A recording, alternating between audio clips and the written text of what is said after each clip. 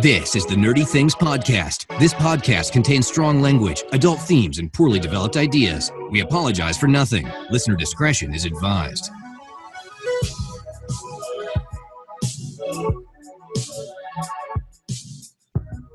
Hello, everyone. I am Kevin, one of the hosts of the Nerdy Things Podcast. I am joined, as always, by Jules. Hey, Jules. Heyo. And by Tim. What's going on, Tim? Good morning, Kevin. Not a whole lot. Not a whole lot. You didn't welcome them to the episode. I always like that homie. Welcome to episode 46. Fuck it. I screwed it up. Oh, well. No, thank you. Welcome to episode 46, everyone. Oh, yeah. See, that you invites me into the episode. I like it. Guys, it was Christmas. It was. It was super fun. What did y'all get? Did y'all get anything super nerdy or super interesting? I got a couple of things. First and foremost, I got the sweatshirt that I'm wearing, which my wife bought me. Nerdy Things Podcast sweatshirt.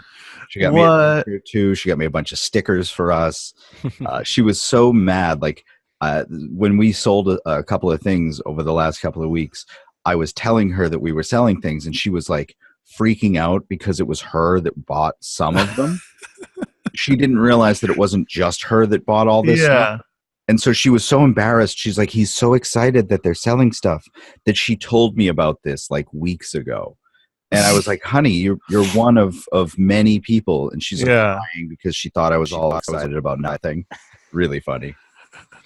So yeah, you're wearing the Nerdy Things Pod sweatshirt that you can get at nerdythingspod.com. Fucking at the merch tab. Tim, what'd you get? Did you get something cool? Oh, man, I got lots of stuff. I'm not even going to name them all. I'm just going to talk about the techie kind of things because I put some things on a list this year. A bunch of them we talked about on our Christmas presents gift episode. So if you guys haven't listened to that yet and you've got some gift cards rolling around, you want some ideas, go back in time and listen to that episode from a few weeks ago. Back in time. Qi wireless charger. Yo. Ooh. This thing's like magic. I love it. It's first of all, it's not very big, but like you just put it down and you just drop the phone on it and it's like boom, instantaneously charging. It's so much fun. I love it. So that's cool. It's so much fun charging your phone. I know. It makes charging my phone a blast for a week. I know then it'll be old, but it's still way more convenient. I don't have to because all right, I have the iPhone 10 and it's the slipperiest phone in the history of the planet. If it is not on a perfectly level surface with no tension, it will move. Wow. Just like on its own. So if I have it on my nightstand, it's like almost impossible to rest it on something and not have it just fall off in the middle of the night. But this thing's got a little rubbery, tactile material to it. It keeps it on there, so that's super convenient. My sister and my brother-in-law were super generous this year. New version of the Amazon Echo. Whoa. With the fabric outside. So it's cool. Oh, you got the Amazon? I'm so sorry. Should have got Google. No, Amazon Echo is awesome. Alexa is my friend. We hang, so I'm excited to have a closer relationship with her. I also, as part of the Amazon thing, oops, dropping stuff. Hold on. I don't think I've said this on the podcast yet. Why did we get soundboard here? Why did we allow this? So I don't think I've officially said this on the podcast yet, but Tim and Mrs. Tim are having a baby. Whoa! We are. Like a Zelda. I guess Tim got some sound. Or open the treasure chest and out comes the baby. Da, da, da, da. Jesus. So we're having a baby, so that's kind of cool. Due the end of March, and again back on the Amazon kick, we got their little camera thing. Cam, cool. Which my sister said we could use for the baby or the dog. We have another camera on the dog right now when she's in her room, so we'll see what happens. Soundpeats headphones. Talked about those in the podcast too. So far, very impressed with the sound quality. Having some issues, though. Not sure if I'm going to keep them. Oof. I like that they're true wireless. One of the reasons why I was most excited was for this moment doing podcasting, because you guys see me every week if you watch on YouTube, tucking my wire back in here because I like to have one ear open, doing this whole thing. This stays put perfectly fine. When I try and watch video on my iPhone, the Bluetooth latency is obnoxious. Ugh. So I was like, oh man, I'm going to have to return it and get a different one. But on the computer, it works fine. Like right now, it's fine. I watched the same video. I tried to watch on my phone. It was fine. So I got to figure that kind of stuff out. Your phone is too new for the headphones. Yeah, right. I know it's too fast. It's too fast for the headphones. To show off my thing, my last present. Yeah. What else did you get, Tim? This is the one that I was looking for. Bum, bum, bum. Oh, very nice. It for is the audio awesome. listeners. What is it? It is a Super Nintendo Classic Mini, whatever they're all calling it, man. But it's pretty damn cool. So I plugged it in, and there's like a bunch of different video settings because 16-bit games look like garbage on a digital TV, and they actually have a CRT setting, which creates scan lines, and it's the best retro gaming thing I've seen on a digital TV. It's awesome. I absolutely love it. That's awesome. I got a Slytherin notebook. I've been getting a lot of mugs and stuff, but like I have a Keurig, so I'm totally cool with it, and I'm drinking coffee right now. But I got like a Harry Potter cauldron mug, and it looks pretty cool. Some other Harry Potter stuff, but mainly I got some like alcohol and like, I got an elf shirt, and it's like, nice. I know Santa. Yeah, that's pretty nerdy. From the holiday episode, we talked about elf on that one. But a bunch of money. I like money. And a lot of socks. Really? Really? I mean, that's weird. No, I love socks. My family knows I love socks. So the other cool thing that I actually got a bow tie gifted to me by Tim's mom, an avid listener of the podcast. So I am very happy. It made me a very happy man. My mom's a sweet lady. She is. Absolutely. Kevin's the tie guy. Nerdy ties. He is the tie guy. But yeah, we got a lot of cool stuff. If you got something really cool or super nerdy, go ahead and tweet us at NerdyThingsPod, at NerdyThingsPod, or send us pictures. Tag us like what was the name? Timothy _in. Tag us in Instagram photos. We like that. We like seeing y'all do that stuff. But I mean, I think just a little tidbit right here, because it's the holiday season. We are very grateful for everybody listening and watching. We really love what this has become, and hopefully 2018 it's going to get bigger and grow and see where this community goes. So this is pretty cool. So thank you, and we really do appreciate what everybody's doing with us, because it's you got an explosion on that soundboard, Kev? No, I don't, not yet. I'm scared to play it. I don't want to screw anything up. I know. Sure. So don't forget, you can reach us on most social media at NerdyThingsPod. That's NerdyThingsPod. You can send us an email at nerdythingspod@gmail.com. You can visit our website, nerdythingspod.com, for the latest nerdy news updated daily and links to our merch for shirts and more. You see Kevin wearing a shirt. You see Tim wearing a hat that's not for sale. But we have a bunch of stuff going up. We have the new Star Wars tee. I didn't make a graphic this week because we got two last week. Whatever. YouTube. We have a YouTube design. We have a ton of new designs. Go check it out. I think the sales are done for a little bit, but they're always, go check back. They're always sales. Next week. Yeah, sure. There's links to our YouTube to watch the podcast episodes. We do these in video now, and it's pretty fun. You can watch us see all our faces. You can see Tim's stuff because he showed it, and see all of us doing our thing on the YouTube channel. Our Patreon for extra content like bloopers and early access to our stuff. You get the podcast a day earlier than everybody else gets it. So that's pretty cool. We do exclusive stuff. YouTube videos are on there first. Bunch of stuff on our Patreon. And you can also text us or leave a voicemail at 978-78-NERDY. That's 978-786-3739. So you can call us in, text, whatever. We play the voicemails on the show and all that stuff. Awesome sauce. And we have a special episode today. We're going to do a little bit of nerdy news, but then we're going to get into something pretty cool later. Should be fun. So It is time then for the nerdy news. Nerdy news. At 6 o'clock. So we have, just as Jules said, a little bit of nerdy news this week, where it's the holidays. Not a lot happened. Not a lot of announcements coming out.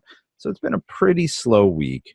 Nobody wants to promote their stuff and go up against Santa Claus. No, exactly. You know what I mean? Like, it's like, hey, I got this movie that we really want to talk about, but Santa Claus. So I'm not going to do that. No. Not a real strategic smart move. No, definitely not. But, still some awesome stuff out there.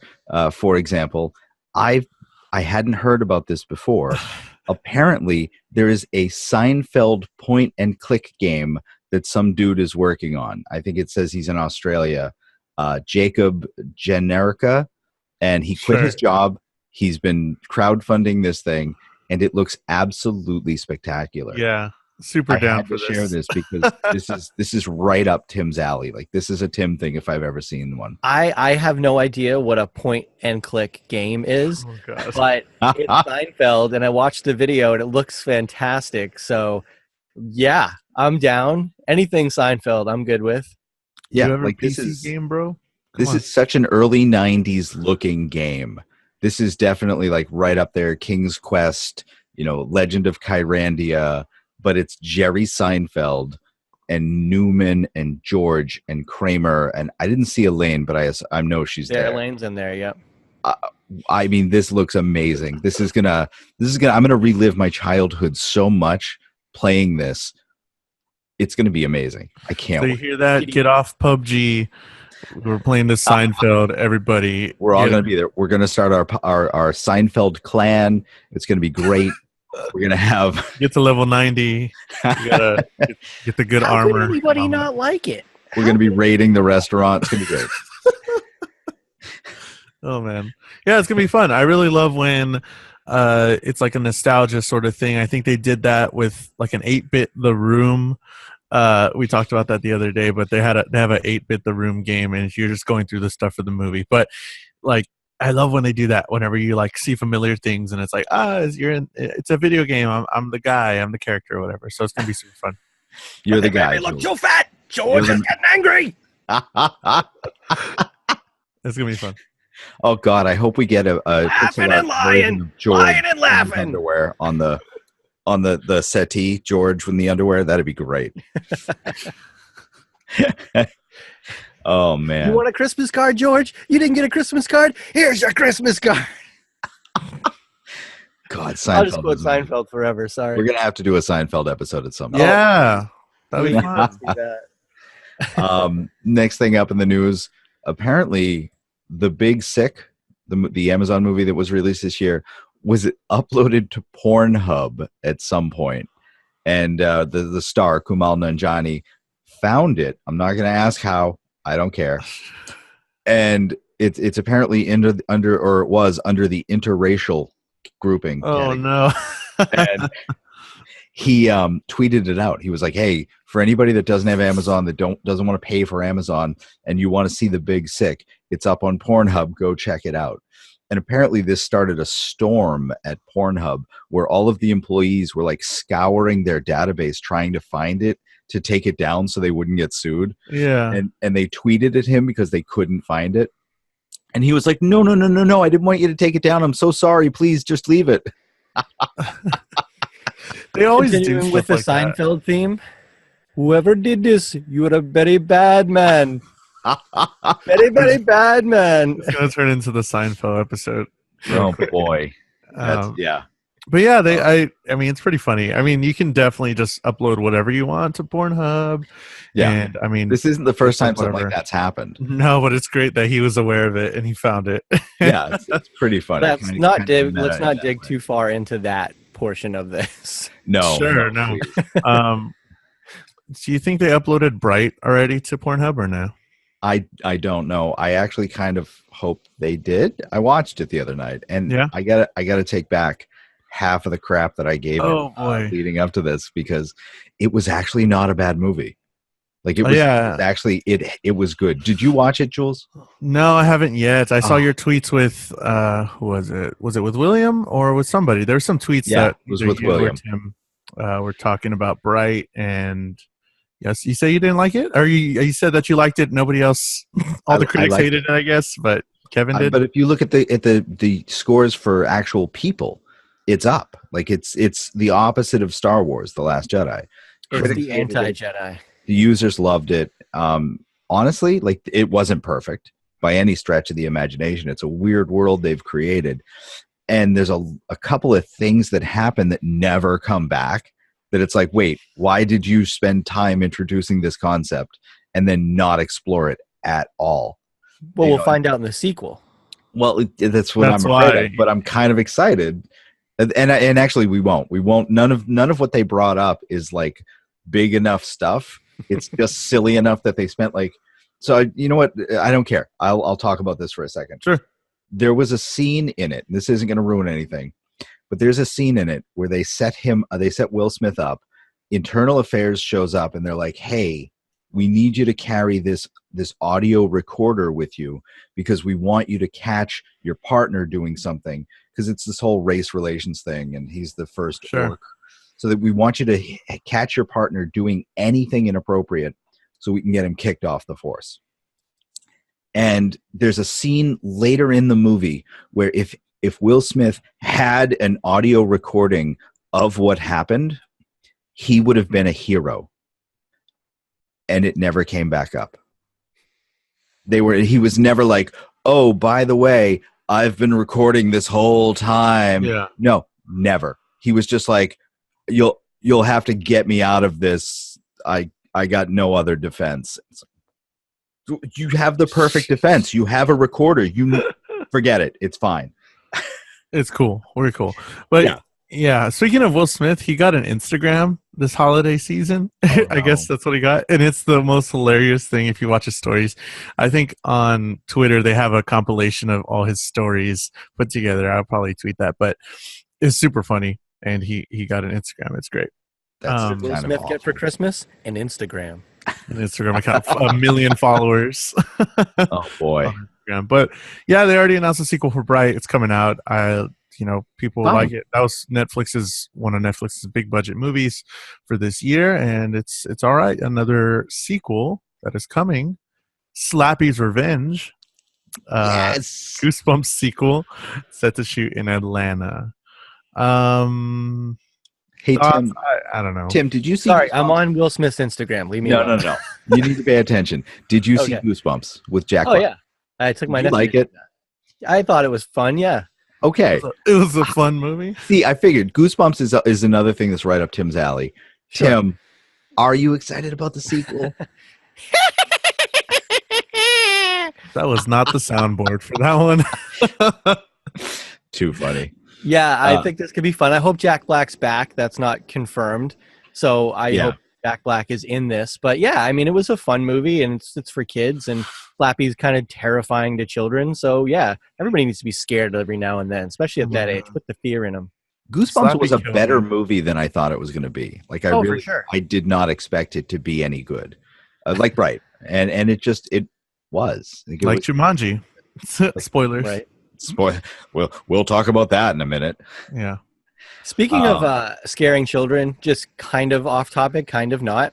Yeah. Go and look for an interview that was on Conan this week with Flula Borg. If you guys don't know who Flula Borg is, he was in Pitch Perfect 2. He was the German guy. He does YouTube videos where he basically German-splains English phrases, which is hilarious. But he has this whole discussion about how in Germany, like you guys have big happy Santa man. We have team of many scary people to help children be better behaved during Christmas. And they have like Krampus, and like apparently there's a whole team of them. So Conan shows this video, and it's these parents dressed up as like these terrifying German, and this young child. The picture's probably old because he's got these little kind of like Lederhosen shorts on or something, but he has this absolutely terrified face. And Conan goes, does he look like he's enjoying that? He goes, I don't know, but I see a child who's not misbehaving. This is the point. I know him from his videos. He does a lot of those car videos of German stuff. The angry German guy. I love him. But you got to check that. You got to check that one out. It's really funny. That's pretty funny. I like Reno 911. I thought that was funny. And apparently the cast of that wants to come back for a sequel movie to that, which I'm behind. I love Thomas Lennon. I was just watching something earlier that he was in. Last night I watched Monster Trucks last night. Whoa. Have you guys seen that? Monster Trucks is that movie that came out, I think it was last year, about the kid who finds a giant squid monster and jams it into his truck that didn't have an engine and somehow drives it around. And it is the dumbest movie I have ever watched, but it was super fun. Like it was such a joy because it was just hilarious. It was stupid. I didn't expect anything out of it. I got exactly what I expected, and it worked.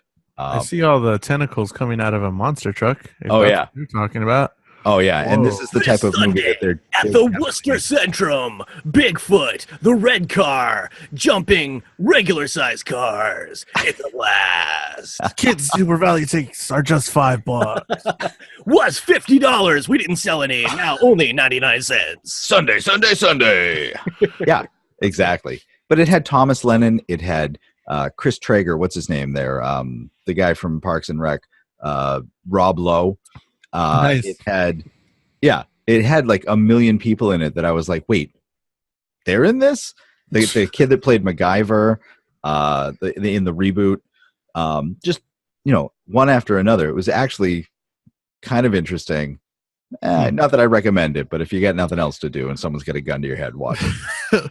Sure. For me, I think Reno 911, I don't know if it's in that, I honestly don't know when it ended, but I think it's still in that weird gray period where it's like, it's still too early, but then it's still kind of late to where like, I want to see it again, or I want to see more of it, but I don't know. I think they got to either, they should have done it already, or they got to wait some more years till, for the nostalgia, like, oh, they're back, like whatever. Because I don't know if the time's right now. I don't know. Could be wrong. Yeah, but if you wait too long, then they get old and fat and awful looking. Like Paul Reiser looked in Stranger Things this past season. I mean, I'd hate to see him in any sort of reboot or anything like revival. But then they can make that into a story arc that they're like, oh shit, they're not ready anymore. They're not. They got fat. Right, but like Mad About You ended with a 20-year jump, and he wasn't fat and old. Oh wait, they're just going to ignore that because they're reviving Mad About You. Yes, who wanted that? Nobody. Anybody? They're both attached. Helen Hunt, Paul Reiser, they're both in this, so it's happening. Why are they doing that? I don't know. It's funny because like just last week I was watching Seinfeld, and there's that episode where George gets back with Susan. And he realizes, why did I do this? And they're in bed. And she's like, come on, honey, let's watch Mad About You. And you hear the dun-dun, da-dun-dun, which is a great theme song. But I thought about it. I'm like, I literally haven't thought about Mad About You since probably 1999. It is, for a show that was a massive hit, probably one of the most forgettable sitcoms ever made. It was so bland. It really was. Yeah. I mean, it was huge. It was very popular. Don't want to take that away from it. I actually like Helen Hunt a lot. I think Paul Reiser is a funny guy, but it is, have you ever seen it on syndication? No. Like I've never come across it on Freeform or any of the local syndicate channels at all. And everything's on syndication. I mean, King of Queens is on 17,000 times a day. And if you're not as good as King of Queens, you don't deserve a reboot. I'm sorry. Yeah. Yeah, no, see, they should reboot it though, rather than revive it. Like, I'd love to see, instead of Paul Reiser, let's get Paul Rudd, and instead of Helen Hunt, let's get like Dame Helen Mirren or something. That'd be a much better show. Yeah, Seth Rogen. Oh God, and I would love to see him. Katherine Heigl again, but like a real adult sitcom, not like Freaks and Geeks. I think he would be great in that. Like, I'm actually going to be an adult role because it would be so. Yeah. I could see that. Just throw Kevin James in there. You said Paul Blart. Get him in there. Why not? He's busy remaking his other sitcom with a different title. Right. With the same actress. Nice. After he murdered his wife. Next season of Kevin Can Wait, we're replacing what's her name with what's her name? What's his face there? We just said his name, Seth Rogen. We're replacing. Okay. Yeah, we're going to replace her with Seth Rogen. I was about to say I'd still watch that, except for then Lisa Remini would still be in it. Yeah. In which case I would. No, we're gonna replace Laura. We're gonna replace her with Seth Rogen. Actually, speaking of Seth Rogen, so she was the one that was. You're gonna take her out and put Seth Rogen in. That's right. That's exactly right. No. Kevin James, Seth Rogen. It's gonna be great. They're gonna be in love. It's gonna be a sweet little love story. I now pronounce you Chuck and Larry, the reboot. Why are we continuing the reboot, Kevin? We're getting reboots into reboots into reboots. Seth Rogen finally got a phone that can handle the internet, so he's back on Twitter. That's what he posted or something. Yeah, I'm super into fucking celebrities, I guess, but that's all the news that came out this week where people get Instagram, Twitter accounts or whatever. But he was like, yeah, I finally got a phone that could handle the internet. It's like, dude, you have like billions of dollars or millions of dollars. Come on. Get Billions of an dollars. iPhone. Wow. Yeah. Nah, millions. It's funny following celebrities on social media, especially during the holidays, because they do share stuff. Like I was talking with a coworker, and she's like, "Oh, I haven't seen Pitch Perfect 3 yet." I was like, "Oh yeah, Anna Kendrick's up in Maine right now." Like that just sounded really stalkery of me. Like, what the hell is that? She's from Maine, and she posted a picture in Maine. She's visiting family, but I'm like, that sounded really weird. Yeah. How do I know that? Why do I know that? Just like you were like, yeah, I watched Jules go to the Walmart the other day. Right? Some more news that I'm pretty excited about. Jodie Whittaker finally took the helm of the new Doctor in Doctor Who, if anybody loves Doctor Who. But they did their send-off of Peter Capaldi and Stephen Moffat, and they're gone with the Christmas special. Well, I like Peter Capaldi, so good riddance to that guy. The other one, forgot his name already. He's gone. He's out of my memory. No, I don't care. But Jodie Whittaker is now here. She is the Doctor. No one can say anything. She's in the episode. She's great. She's gonna be great. I'm cool with it. Perfect. Was this the type of thing where they did it in the last split second? And yeah, you see don't see much of her. You see no. You can even actually see on the Doctor Who Twitter or BBC or something like that, they tweeted the actual 2-3 minutes of Peter Capaldi changing. Nice. And it's pretty cool. You can see that, or you can watch the full episode where the first Doctor and the 12th Doctor do some cool stuff. And it was the most watched thing on Christmas Day in England. So that's pretty cool. Okay. Cool. So yeah. All right. So the last bit of news I had this week, kind of big, kind of not. I don't know. So apparently Apple has been throttling older iPhones, and people have been all up in arms about this and freaking out and blah, blah, blah, blah, blah. They've been sued a couple times. So it's like, yeah, people are like, whoa. But this is definitely like one of those flat earth conspiracy theory type things. They're doing it to make sure that the battery doesn't die prematurely. And that's fine, but apparently also changing the battery fixes the throttling issue. So it's not the end of the world. Like you can actually go to an Apple store and pay like $70 and they'll change the battery for you. So get over it. It's not worth suing Apple for. Come on, folks. All right, so the lawsuit is not specifically over them throttling the performance, if we're going to call it that. It's not disclosing. Right. Or giving the customer the option to choose that. Because essentially it's prolonging the life of the phone. The phone runs slower, but instead of like just randomly dying at 21%, because of a performance spike at that time, it helps conserve your battery at lower battery levels. It's a good thing, really. It's just people want to be pissed about stuff. So I mean, to play the devil's advocate, it's like, well, to play the stupid person, actually, it's like, well, they didn't tell me this, and I don't know if I want this. They're doing stuff with my phone, and I don't like it. Don't fucking spoiler alert. Mess with they're my always phone. doing stuff with your phone and your Alexa. Let me give you a hint. You buy an Apple product because they do stuff that you don't know about. There you go. That's why it works. It's magic. If you don't know about this stuff, that's why you own an iPhone, because this is why it works for you. Mm-hmm. That's right. They do so much stuff under the hood. Like, why did my Apple EarPods automatically connect to my phone when I put it next to it? Oh, I don't know. Just magic. Sure. Magic. They messed. I didn't authorize that. Sue them. Don't calm down, George. Yeah. George is getting angry. Yeah. So they got my phone. Apple. I hate Apple. They got my phone. They're slowing it down, Jerry. They're slowing it down. That'll be a good episode. Jobs. He's not there. All right. Who's that guy? Tim Cook. I got him. Tim Cook. There's a Facebook page that I follow called like Seinfeld in San Antonio, but it takes like San Antonio type things and puts it into like Seinfeld. It's great. It's there was one that did that with modern day stuff too, where awesome. It was just like all of them reacting to stuff that's happening now. I love that. It's like cell phone conversations. Oh yeah. Stuff that would happen between them on the show. It's pretty funny. It's like, all right, I can take that. I can see that. Definitely.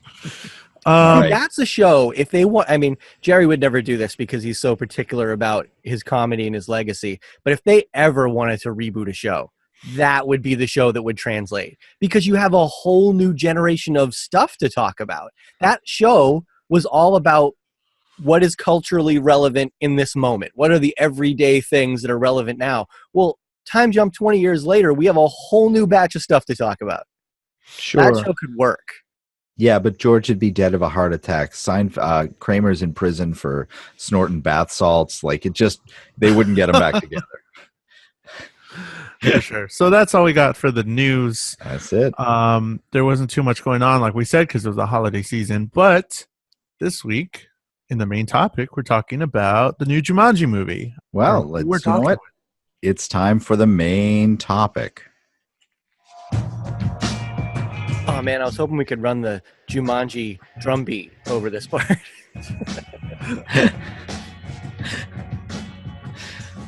All right. So for this week's main topic, we're going to be talking about Jumanji, and we do have some special guests with us this week. We have Charlie and Jordan from the Rock Talk podcast with us. Say hi, guys. Hey, this is awesome. Thanks so much for having us on. We are stoked to talk about this movie. Really excited. Really excited.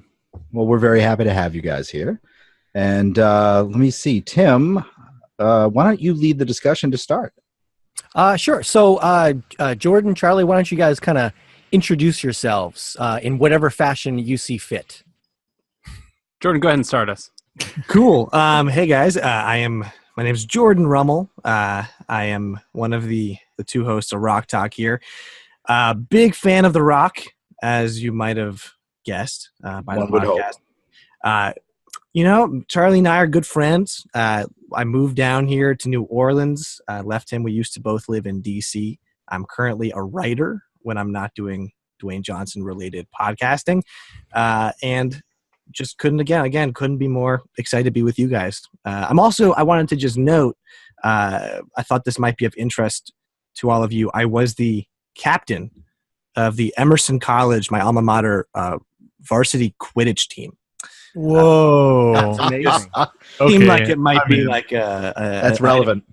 Yep. As a on the guy resume. who proposed on the Hogwarts Express, And we are kindred spirits. I can tell. right This is fantastic. Harry Potter tattoos right there. There you go. So it's Awesome. a thing. Yeah, love it. And I think those two are nerds, so we're good. That all works. My name's Charlie Guile. I live in D.C., but I'm from Oklahoma City. I currently work for the left-wing fake news media up here. Like Jordan said, we're big rock fans.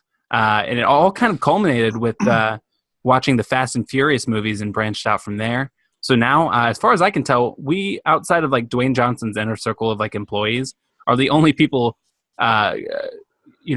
devoting hours and hours of our weeks to Dwayne "The Rock" Johnson. And I couldn't be happier about it. Well, Yes. as a group of guys that do a general nerdy kind of pop culture topic, we probably spend at least 5 to 10 minutes a week on the Rock anyways. That's just how in this culture he is. And that's kind of what brought us to you guys. So, all right, first question I have for you guys, a very important one. Peanut butter or caramel M&Ms? Oh, God. Peanut You were butter. on about this. He's immediately peanut butter. It's not even... Yeah. And they have to be I need them like chilled. I like them like in a fridge for a period of time. I didn't realize I was with a candy sommelier here. But I don't think I've really had the caramel M&Ms very much, but I guess I'll have to pick peanut butter. But if I'm going to have a peanut butter bite-sized candy covered candy, I'm going to get Reese's Pieces. If it's good enough for ET, it's good enough for me. You mean Reese's Pieces? Well, we've had this conversation before. We're gonna have don't want to have it again today. It's not pronounced Rice's Pisces. That's my mistake. Racist. Find me one man named Reese, and I will agree with you. You were on about this on Instagram. What's this about? What's this deal? Yeah, Tim? you know what? Listen, I'm a huge peanut butter and chocolate guy. Reese's peanut butter cups, my childhood favorite candy. I love the peanut butter M&Ms. We used to put them in the microwave, Jordan, That was our thing. Like put them in the microwave. You warm them up. What is Yeah, when you crunch in through that shell, it's just a peanut buttery. Nobody does that. Deliciousness. All right. You just had, trial and error. You had to go to, first you start at 3rd degree burns in your mouth, and then you work your way down to something. Yeah, we totally burned them first time. Yeah, no question about it. But the caramel ones are awesome. And I saw them side by side at Target the other day, and I said, I just need to get people's thoughts. And I wouldn't argue against peanut butter. I love them. But it was like a landslide. It was like 83%, 17%. It was just astonishing to me that the landslide that occurred on that. So Well, yeah. I mean, I feel like peanut butter M&Ms are a more established candy. I feel like, the caramel ones are, they're the up and comers. They're punching above their weight, but they're not as well known. Now, I know peanut butter. I understand it. I've been around it. Mm-hmm. Right. Been friends for years. But caramel, I just don't, Yeah, I fear change.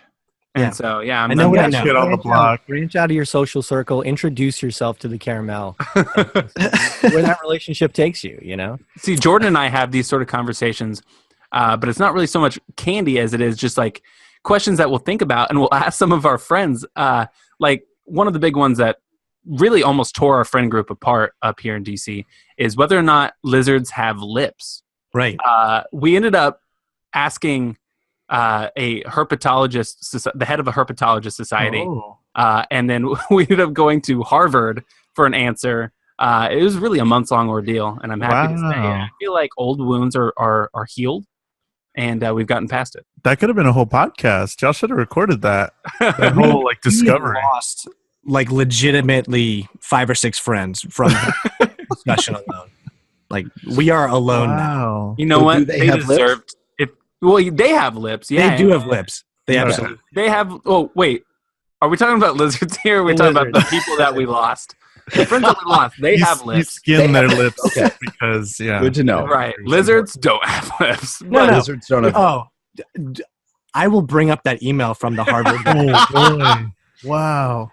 Oh God, we didn't necessarily need to. Anyway, you guys don't need to have an opinion unless that yours is that they don't have lips. But anyway, yeah, we have. I have no opinion on that. I don't think I've seen a lizard in person, so I don't know. I'll get back. One lizard lips is an insult, so I mean that's my only thought on that. Is people say lizard lips, and that's a lizard insult. So. Wait, they do? Yeah. But anyways, I guess saying that should be a podcast would bring us to our next question. What got you guys into podcasting? It was really something that we weren't super familiar with. I listen to I always listen to podcasts. I've liked them for a long time, and I've always been kind of interested in how it relates. It's sort of a new media, even though it's similar to like a radio show or something like that. It appeals to younger people, to millennials or whatever, and working in media, I'm interested in new formats. Yeah, whenever Tim, well, I'm sorry. I think we're on a bit of a delay on this end. Yeah, sure. I could not hear if anybody's talking. Anyways, so yeah, when Tim kind of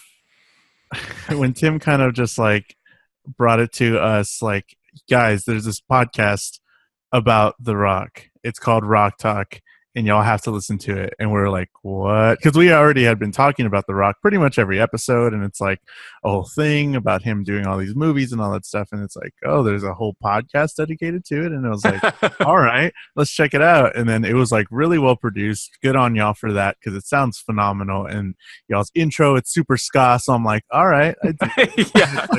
It's like super, super chill. So, and y'all are just talking about The Rock. And I was listening to y'all's Ballers mini episode, one of the latest ones, and I really do think you need to keep it going. I at least for the first season, it's a good show. I mean, if you really liked Entourage, it's more on the Entourage side, like y'all were saying, but it's at least for the first season, it's interesting. I don't know about the subsequent seasons, but yeah. So how did you make it past Rob Corddry dropping a hard RN bomb in episode 3? That was what kind of got me hooked. I was like, okay, I didn't take it super serious. That's what I think it was. I just kind of knew right off the bat they're going to be playing with a ton of money, kind of like they did in Entourage. It's just going to be like, all right, cool, whatever. And they just kept going with it. And I was like, oh man, that's a huge thing. And yeah, I don't think, kind of like Fast and the Furious. I don't think we can take it serious. Just go with it. And I just went with it, and it was good for the first season. Okay. All right. Well, we're really glad you guys reached out about Dwayne Johnson because for us, he is just a fascination, culturally, in cinematically, his celebrity, the argument over whether or not he has sex appeal. Like, there's why Dwayne Johnson? Well, because he's everything, right? He is at the intersection of popular culture. I mean, he's reached a peak that so few people have been able to reach in terms of when you decide to merge athletics and singing to a degree and acting. I mean, he's a once in a generation talent that he's like the showman of our times. Yeah, the most electrifying man in entertainment. Exactly. And that's apt. There's this Vice article that we brought up on our show a couple of weeks ago that really is what we think sort of it boils down basically our mission. It's a great Vice article called "Enormous Man Still Alive is Great: Why We All Love The Rock." And basically it boils down to we all kind of wish we were that charming, that strong, that funny. It works. And when he was 2016's highest paid actor and sexiest man alive, come on. It all came together for me. Yeah, they don't vote me, for Tim, but whatever. Yeah, that's what I was going to say. My vote was for Tim, but there you go. It's okay. Next year. You can always get him next year. I wanted to channel my inner Zoolander and just keep a straight face and be like, but why Dwayne Johnson? But I can't. I can't. See, okay, so this is something that when we have guests on our show, we always ask them is, do you guys find him like sexy? Like, obviously we'd all love to like be that muscular or whatever. But to me, he is such so cartoonishly muscular and like superhero, like action figure looking that sexuality doesn't even factor into it. And we've asked female friends of ours, male friends of ours, and we get mixed results. So what do you guys think? So I have an admiration for his physique and the dedication that it takes to get there. Like, so I follow The Rock on, all social media platforms, and I just love watching his cheat days. The guy does nothing pancakes. Small. Today was cheat. Yeah, like 16 pancakes, 24 chocolate chip cookies. Like, he goes at everything. But it's because that was preceded by 45 days of eating nothing but white fish, bananas. Oh, God, so much cod.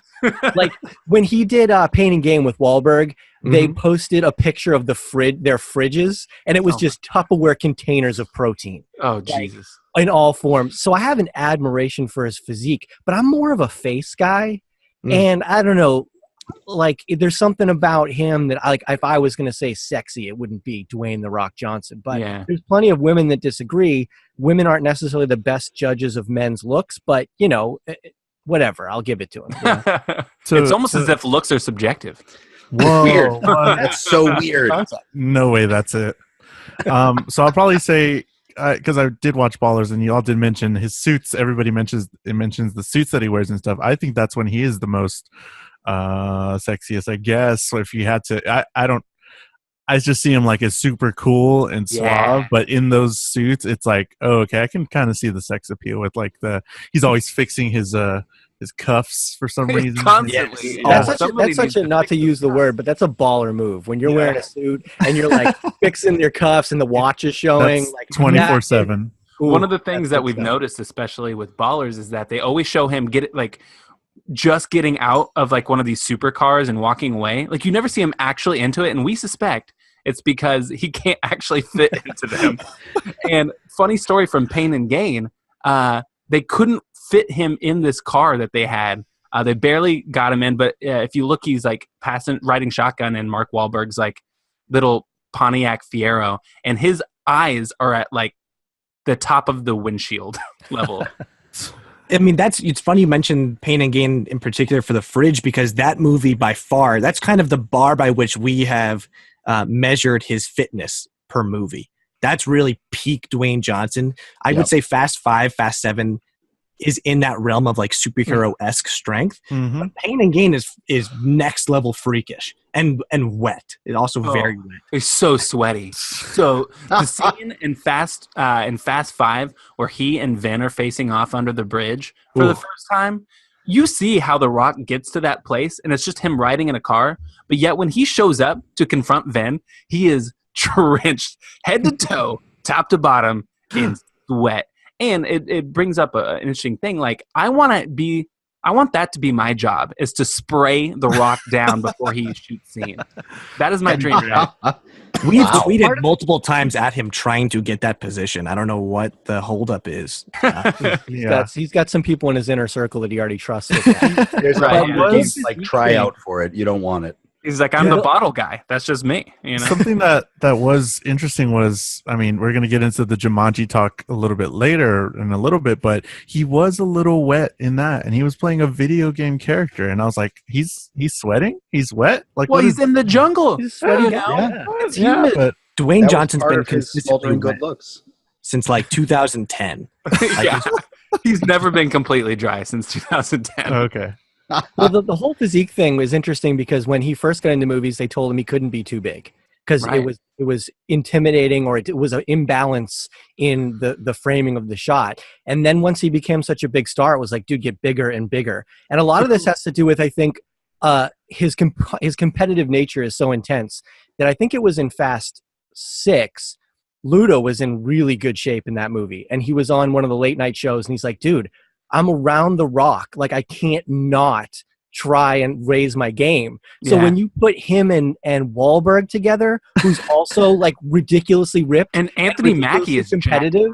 Ooh, yeah, right. And they're just like, you can tell it was a whole thing preparing for the movie where the two of them were just like, I can get bigger than you. No, I can get bigger than you. You may be a foot taller than me, but I can get bigger than you. You know, it's just the thing that they had going, which was cool. We find ourselves always kind of going back to Pain and Gain because it stands out as like kind of a singular movie in The Rock's filmography, in that he allows himself to be a flawed character, which is something you don't see a ton in Rock movies. He kind of always has to be everything to everybody. But in this movie, it's this, I mean, as far as Michael Bay movies go, a low budget movie where he plays a cokehead, and it's a dark comedy. He like straight up kills people. It's really, really interesting. I believe that Pain and Gain is the movie that Snitch aspired to be. It's basically an indie, but it still allows him to be a badass, but in this different, very flawed kind of way. You're talking as if everyone here has seen Snitch, and the only reason that we have is because we just covered it, because it's our sworn duty. Guys, don't watch Snitch. Okay. Not a good movie. Noted. Unless you're a big Susan Sarandon fan, a real Saran head. Ooh. Saran, is that what they're called? Wow. She has a fandom. It's called the Saran Heads. Saraniac. Rappers. What are the Rock's fans called? Does he have what is it, jabronis? Is that what they're called? That's what we call ourselves. I know that. Yeah, no, that's what y'all call yourselves. But yeah, I don't know. I'm not. I mean, it probably human, because you mean every human on this planet earth. everybody likes him. He's like the guy. He's like one of the only guys that like pretty much 99% of the world likes him, and that's why we have. And then there's Vin Diesel. We've Vin out of this. Vin is family. We have looked seriously into Dwayne Johnson's political ambitions. Likability.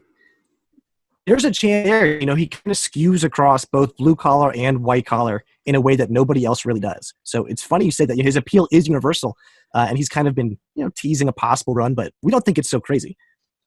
No? I think you got to wait like 10, 15 years. He's got to get into his advanced years before I think he can settle down into that role.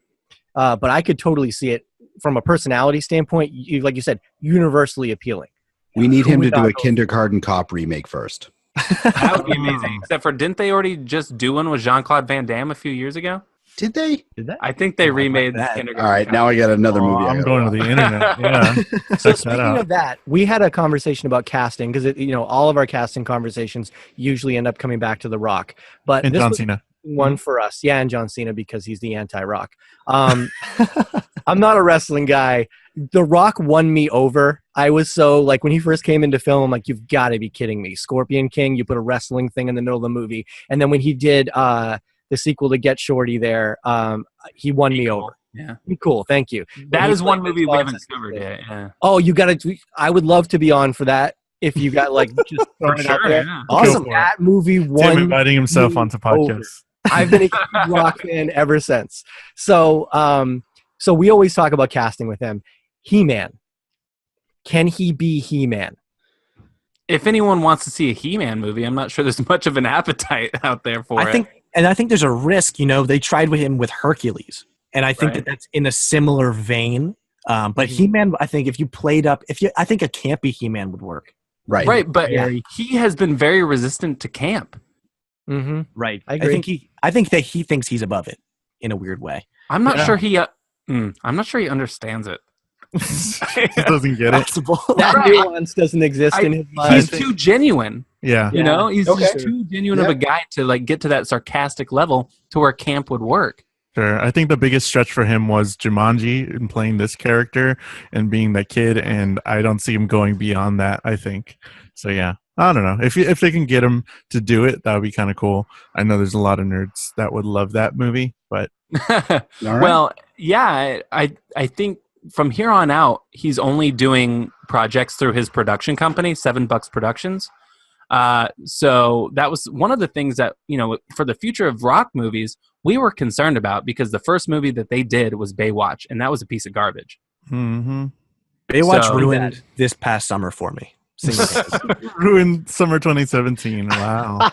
Oh, come on. All the dick jokes were spot on. Oh, my God. Actually, all right, as bad as all the dick jokes were, to me, the craziest thing was the fact that David Hasselhoff reprised his character to do a cameo, but his character's name was the same as The Rock's name, Mitch Buchanan, and they acted like it was no big deal. Like as if you weren't like combining timelines. What universe do all these people exist in? Pam Anderson did the same thing in that movie. Yeah, that's right. At the end of the movie. Oh, God, that movie's... Oh, it just makes me mad thinking about it. was really terrible. It could have been great if it was... on Efron, though. I'll just put it on him. No, Efron was not at fault. Well, but you can always blame it on Efron. You can. That's like my thing. Whether he's at fault or not, he's at fault. So, well, yeah. It's on Efron. Well, former Disney Channel stars, they get the blame. So that's why Nick Jonas and Jumanji, we have to give all the credit to him. Oh, okay. Oh, no. All right, are we going to get into this? Yeah, let's do it. Let's get into Jumanji. All right. So the way we kind of do it is we do like a non-spoiler talk. We give kind of our opinions about the movie without getting too much into story. That's like 5 minutes, and then we'll get into actual spoilers, talk about the story, and if it made sense or if it's canonical or whatever. So this is non-spoiler talk. I guess I'll lead it. I was fairly entertained by it. It was an entertaining movie. I had the half a crowd going. They were laughing. It was it was fun. It was interesting. It kept the story going, and I mean, I got nothing. It's entertaining. Perfect. I was cool with it. Yeah, I saw it last night. I went to a 5-something showing of it. Theater was almost absolutely full. I actually went and got tickets early and had to go back because 3/4 of the theater was full, and I have to physically go and get tickets. So Movie Pass. We did the same thing, Kev. I wanted to make sure that I got my seats. I bought my Pitch Perfect tickets for 9:45 tonight at 10 o'clock this morning. It's just how you get it. Jeez. That's how you get it roll.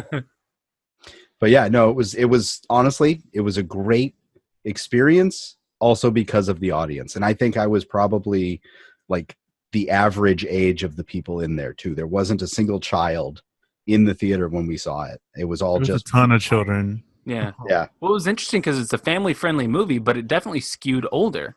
And this movie could have been so bad. There were so many pitfalls that it could have fallen into being, in the spirit of a remake of a movie that a lot of people like. But I will argue, if you go back and revisit it, it's also a piece of garbage. Oh, yeah, for srsure. Yeah, it's not a good movie. I like it. We all hold it close to our hearts because, we were of a certain age. And it was just awesome. So when everyone heard that, when they announced that this movie was going to be made, there was such a severe backlash online that I went in with the lowest of low expectations.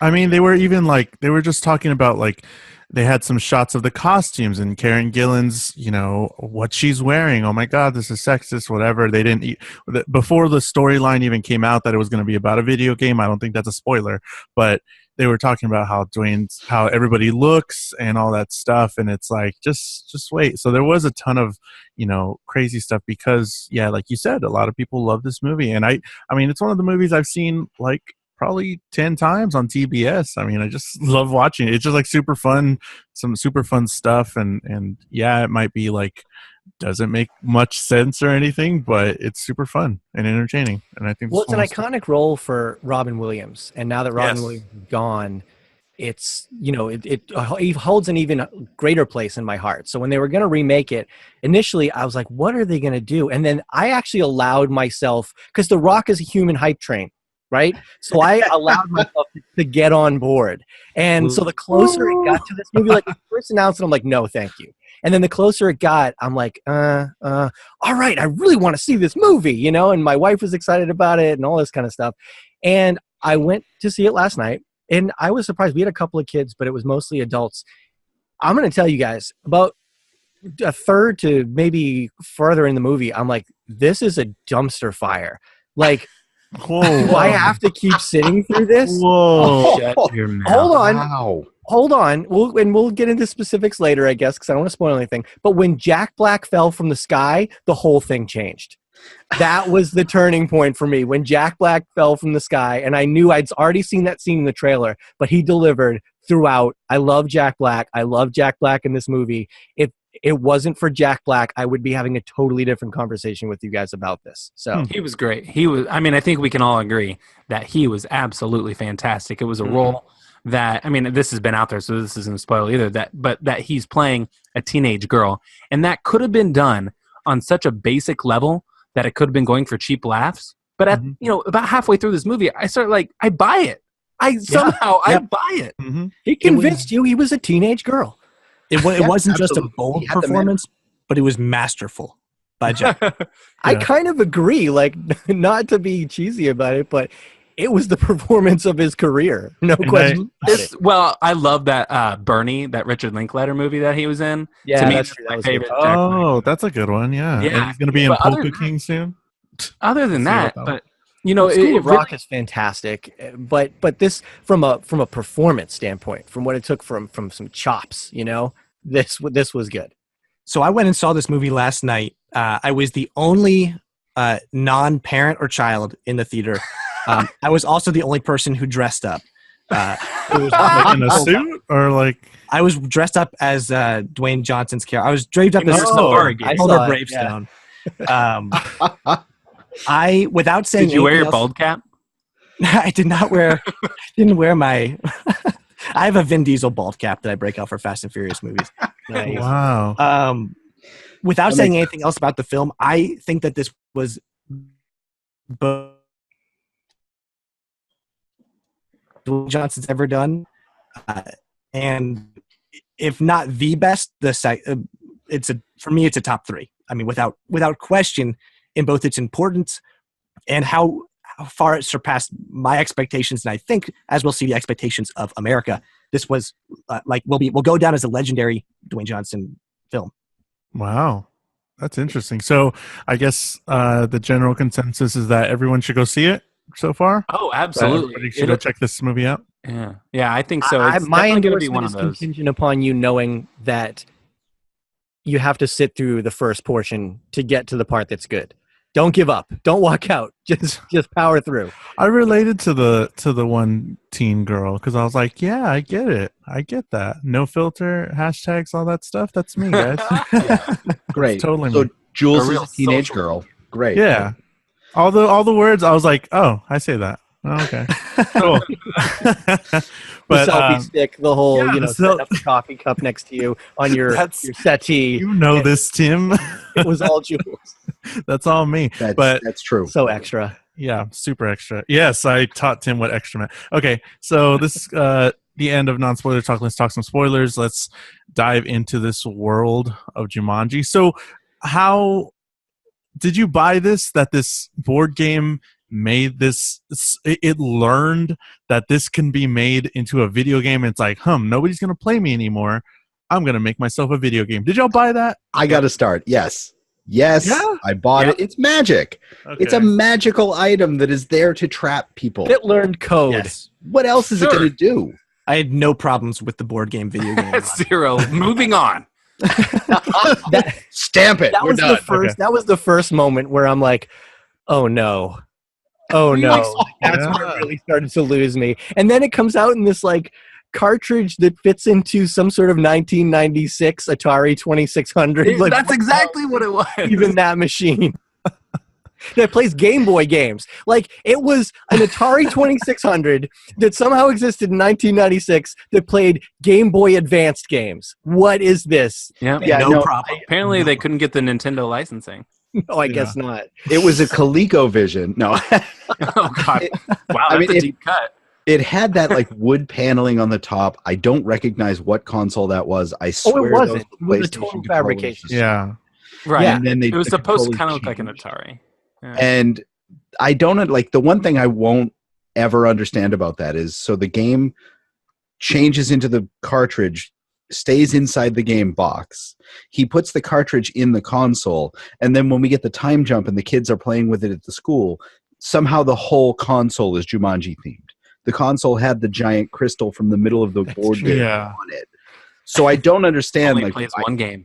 I think that they kind of like maybe it did take over completely, but I think they kind of missed a point of the story there. It latched itself on to the console and took over its DNA. Yeah. And when the green light flashed in the house, that's when the crystal appeared there. So you missed that, Kevin. Oh, okay. You're the why I said, oh no. Really? But I don't know. I feel like we could really split hairs on the logic of this. Yeah. Oh, Yeah, yeah. it's like, that is what we are here. Like, we are in a Jumanji movie for children. Like, that is why we're there, to accept things like that. Sure. Yeah. And I'm with you. Something else that we're just going to accept is that this is in the same universe as the very first one. We saw that with the actual board game, and then we saw that where Jonas, his character stayed in Adam Parrish's where he stayed, and this is the same jungle. I mean, this is really interesting and definitely just a continuation. And it Is it? I don't know. Is it? So I don't think this movie asked that of us to believe that it's in the same universe. But I mean, he's right. Alan Parrish's name was carved into the thing. He said Alan Parrish built the house. But at the same time, he's fighting the same villain that looks and acts completely different. They're both fighting against a Van Pelt. So Sure. I'm kind of confused. Like, I mean, don't get me wrong. I'm asking a lot of this movie. This is video game Van I Pelt. accept that.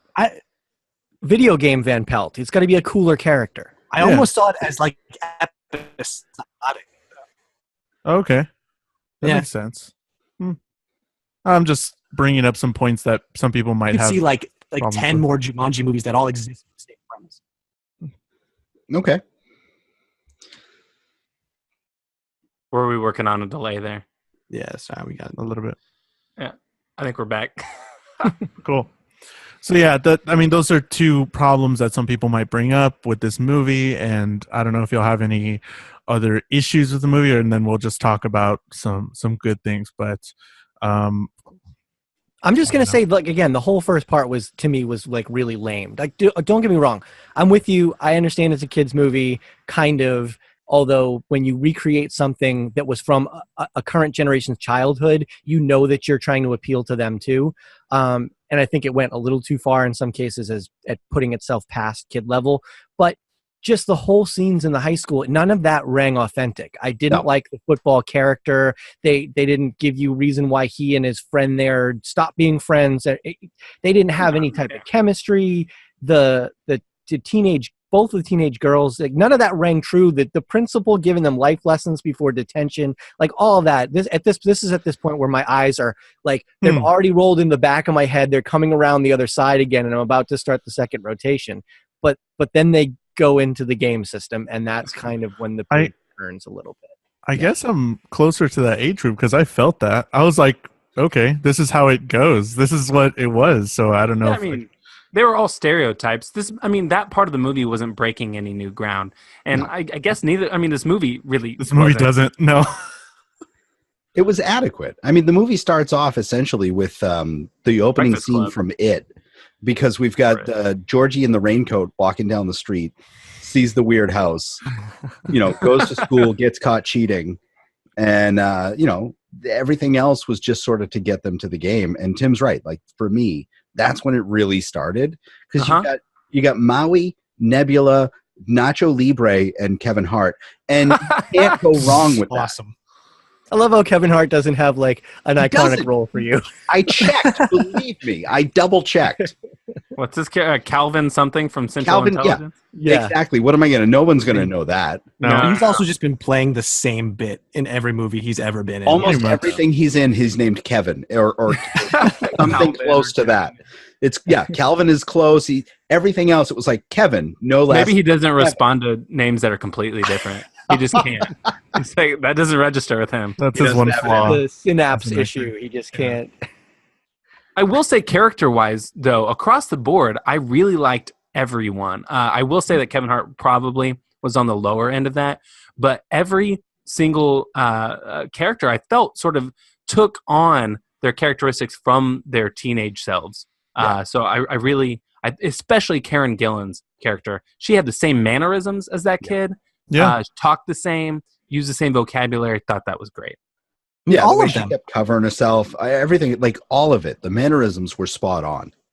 The only problem I had with her in her role, so she plays Nebula, right? And I know a lot of what Nebula does is CGI, but she looked remarkably unathletic for someone who has a physique like that. Like when she ran, it was very awkward. It was almost what's that She's girl? no Tom Cruise when it comes to running. Well, exactly. Yeah. No one is. From the why is my brain not working tonight? Transformers. Can't think of her name. Megan Fox? Megan Fox. Megan Fox is my benchmark for people that look like they're running on a treadmill. The limbs are flailing in all the right ways, but she's just not going anywhere.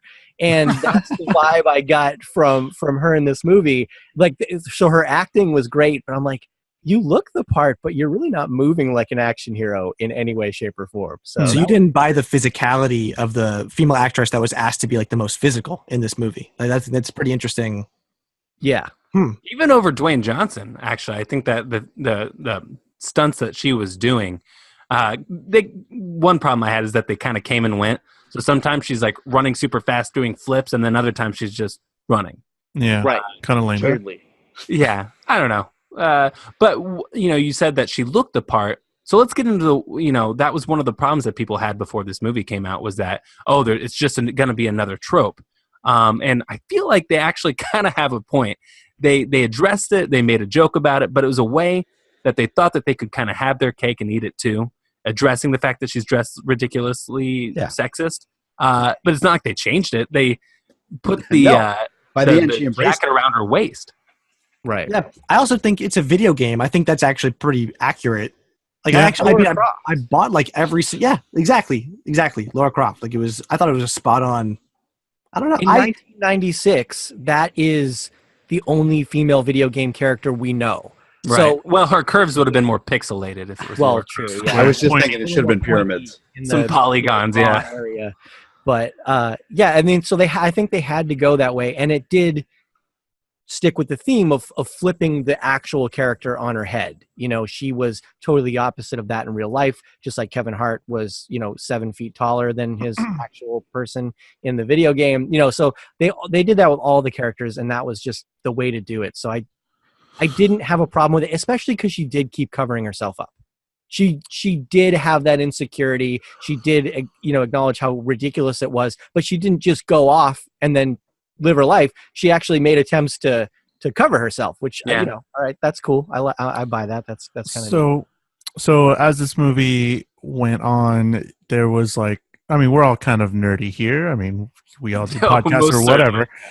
So yeah, except Kevin. But do you think they spent too much time kind of in that space where he's like, oh, he's an NPC. What are you talking about, nerd? Or like, this is how this works. And, oh, you're the gaming kid. You're supposed to know this. Do you think it spends too much time in that realm or too much time like explaining that to the audience? Or do you think they did that right? Like, oh, this means they have 3 lives. Okay, well, in a game, you have 3 whatever lives, and that's whenever you die, whatever, all that stuff. But do you think they spent enough time on that, too much time, or whatever?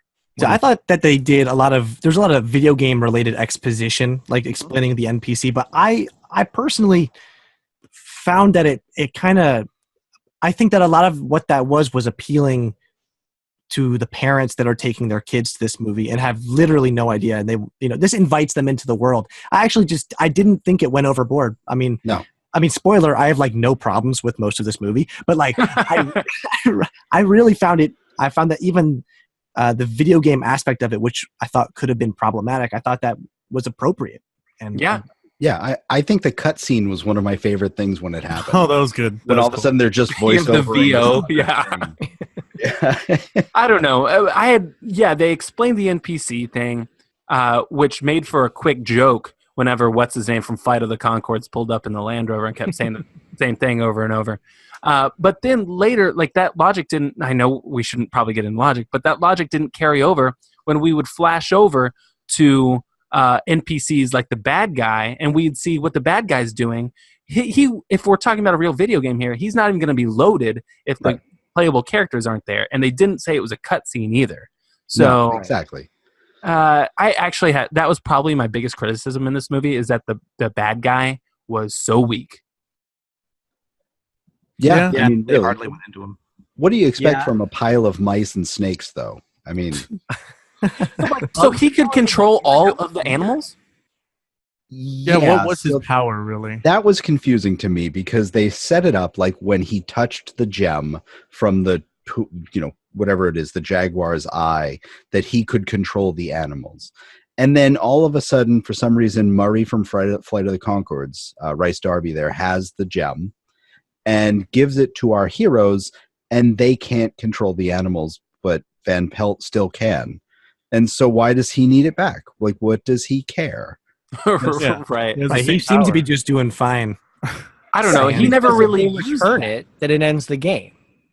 And it lifts the curse. So it he seems to me possesses the curse without the gem, but once the gem is returned, the curse is over, so they still pose a threat.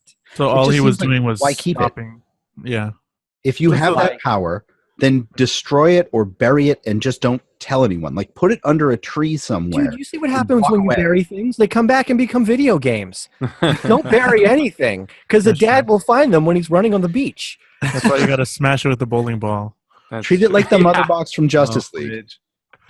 Oh gosh. Let's not bring Justice League into any of this. Oh god. The bad guy was underwhelming, but it was really supposed to be them versus the jungle, just kind of how like it was in the first movie.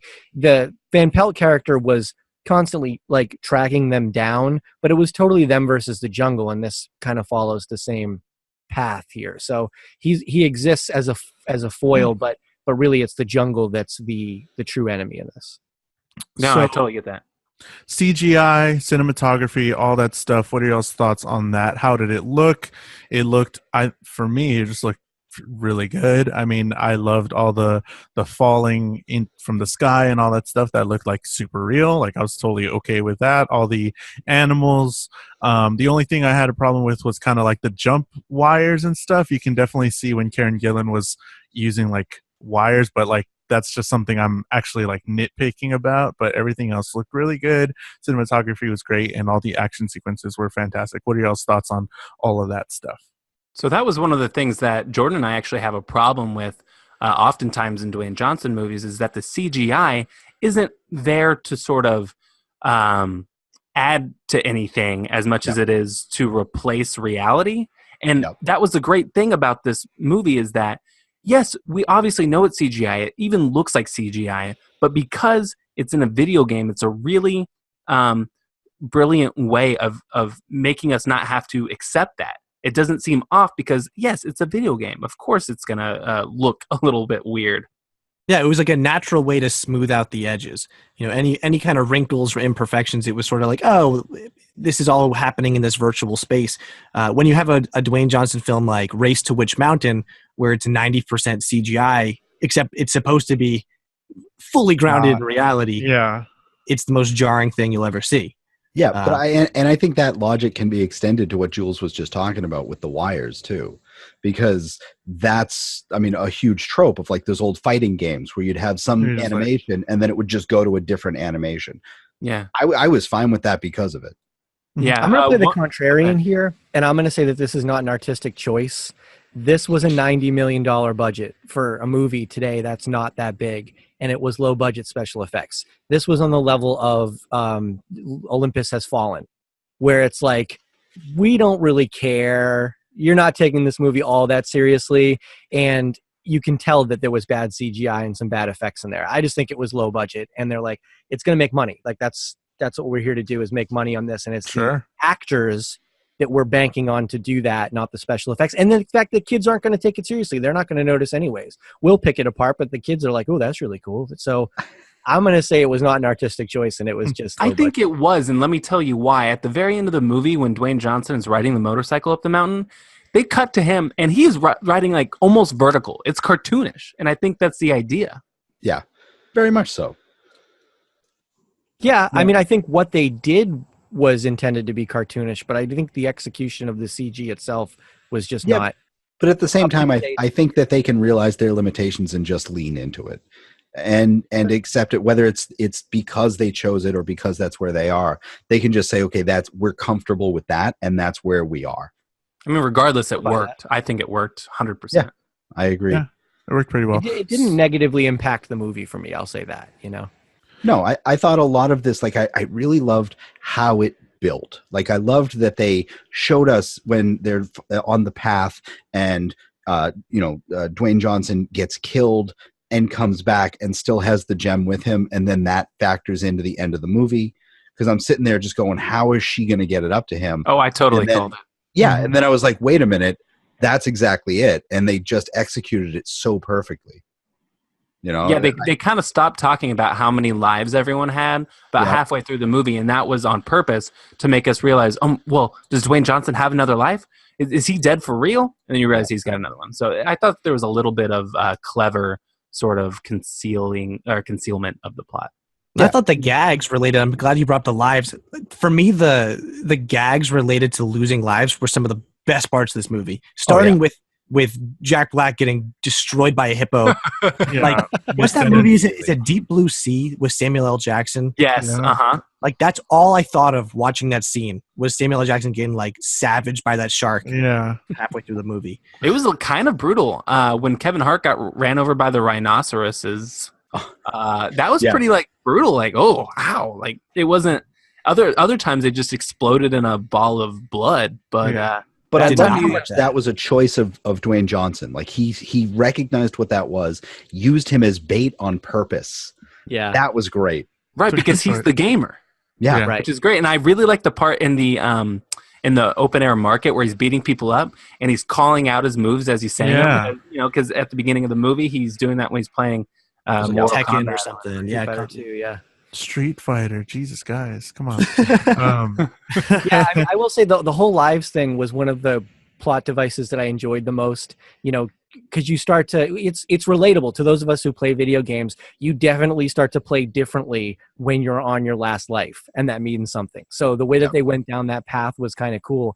But the way they introduced it, you talked about this, I almost had a heart attack because I didn't realize that they were doing this whole 3 lives thing.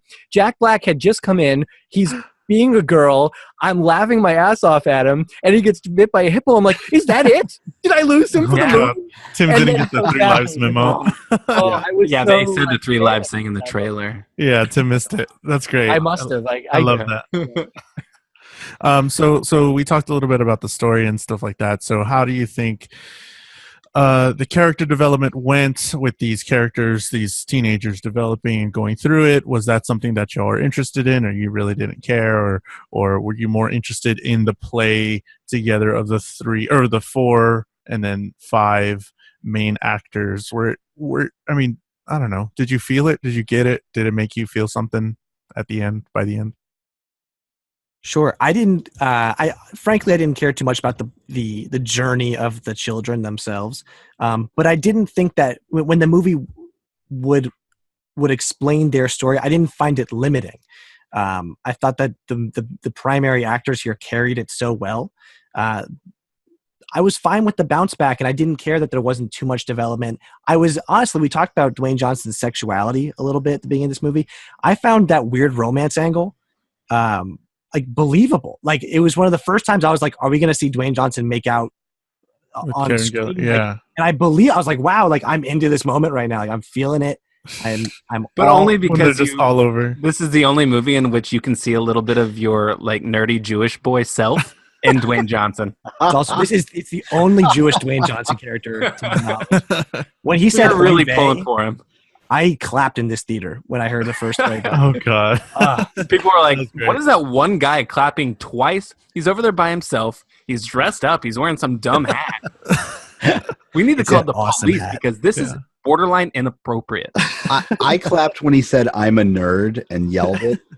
I tried all day to download a copy of this movie just to have a clip of it to play. I can't. I'm going to have to go back to the movie with my recorder and just record that. And I'm into nerdy guys. I'm a nerd. It's great.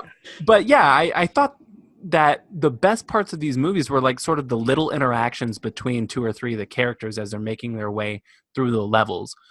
So as far as like an overarching story arc, I didn't really care all that much. I will say this is a discussion that Jordan and I have had a little bit, but when they go back to present day and we see Colin Hanks and there's just a weird implied sexual tension between him and this like 15-year-old girl that I don't really appreciate. And the fact that the 15-year-old girl as Jack Black got a boner at the end when she hugged Nick Jonas, like, obviously, we're led to believe that they're going to be together. Right. But then it turns out he's a 45-year-old man with a wife and kids. Who named his kid after her. Thought that was lame. I legitimately went back at that scene in the movie. I was close to crying at the end. Yeah. I experienced the full last range scene of emotion. Was a lot. That was one of my favorite parts because, I didn't care about the plot in this movie like one iota. Like every step of the way, it was just a new little level. But what the plot was, I didn't care. I think it was Jordan that said it. I liked the interactions between the characters as they went on, and you could see them learn a little bit of something about themselves. Mostly Jack Black, because he is the queen of this movie, and so you could see where he was like as the character learning to be selfless and then feeling an emotional connection for and giving her life for Nick Jonas's character. That was great. When they get back to real life, I didn't see it as like a sexual thing from Colin Hanks' standpoint. It's almost like a lost love, and I think you almost have to think about it as Iron Man and his old woman. I can't think of her name. Pepper Potts. You see that kind of. Did I say Iron Man? Captain America. Oh yeah. Oh right. Yeah. I do this stuff all the time. Haley Atwell. I have, like, what's Iron Man's name? Way too fast. Yeah, Captain America. He's so much younger than that woman, but there's still a connection there. There's still that kind of the romantic feelings. So I think he's having that to some degree. She is heartbroken. You can see it in her eyes, and it was actually her best performance of the whole movie, that actress. She's like, I really thought I was going to come back to this world and end up with that guy, but she's also happy for him. And apparently he was honest about his experiences with his now wife, because, it was clear that they collectively decided that this was a tribute to her, because he may have had feelings for her, but she's out of the picture, but she gave his life for him. And I thought that was a cool little tie-up. But I want to bring up one thing about that scene. This is a throwback to our episode a couple of episodes ago. When they're walking down the street, what is all over the yards in that street? Blow up Christmas. Yeah, Christmas stuff. Stupid. So I ask you guys, is this a Christmas movie? This was not a Christmas. Yeah, I think so. That happened during Christmas. Oh no! You're those kind of people. The climactic love scene of this movie takes place right after they establish that it's Christmas time. Like, to me, oh no! So you guys think it's a beautiful Christmas tale, right? It's as much of a Christmas movie as Die Hard or On Her Majesty's Secret Service or any of those like tangentially related seasonal movies. I mean, it works. I'm not going to draw distinct lines. I'm going to make this my new tradition. I'm going to watch it during We're drawing a line. This is a second-tier Christmas movie. Second-tier Christmas movie. So yeah, sure. So I enjoyed, again, like, just to harp on what everybody's saying already, when they have the characters, they break them off into groups, and we learn a lot about them in these smaller groups. I think there was like a ton of movies that do that all the time, but this one does it really well. You pair off two characters, and then you pair another two characters, you switch up the pair, and they keep learning from each other. Super funny moments, and it's really good. That's where it actually shines, is when these characters are broken off and you see these kind of more intimate discussions, talks, and all that stuff. I had a problem with one thing at the end, which is when Dwayne's character, he says, we can stay here, stay here with me, we don't have to go back, I like being like this. And I was like, that kind of just changed the way I felt about that character the whole time. Like, I thought he learned that he can be a great person and he can be so much more. And Let me stop you. Yeah, sure. If you could look like that without having to go to the gym and eat protein for 45 days straight, wouldn't you? I would. Yeah, I would down. Yeah, there's no question for me. If I've given the chance to live out the rest of my days in Dwayne Johnson's body, in a jungle, I'll give it all up. Give everything. With you would give everything up. Okay, never mind. I don't know. No family, nothing. Yes. Sacrifice it all. Absolutely. Yeah, so this is an exception, Jules. Normally, I think I'd agree with you. I'd be like, yeah, that was a flaw in the whole story, but it's the body of Dwayne "The Rock" Johnson. Okay. So right. I forgot where I was. I'd make that trade. Right. He had nothing going for him. I think that was actually somewhat believable.